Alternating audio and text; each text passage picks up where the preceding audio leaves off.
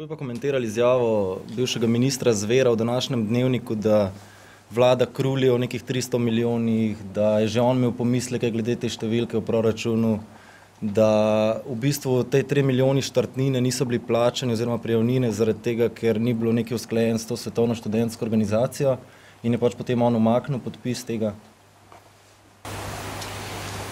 Jaz mislim, da je tu komentar pravzaprav lahko zelo kratek. Bil je že zadnji čas, da prejšnja vlada gre. Ker po eni strani danes še zmeraj podpirajo to univerzijado v tem obsegu, za katerega pravzaprav, kot minister Zver sam pravi, nima korektnih informacij in jih že takrat ni imel. Torej, bi dobro, da se kompetentno vključijo vsi tisti, ki hočejo razpravljati o teh zadevah na bazi podatkov.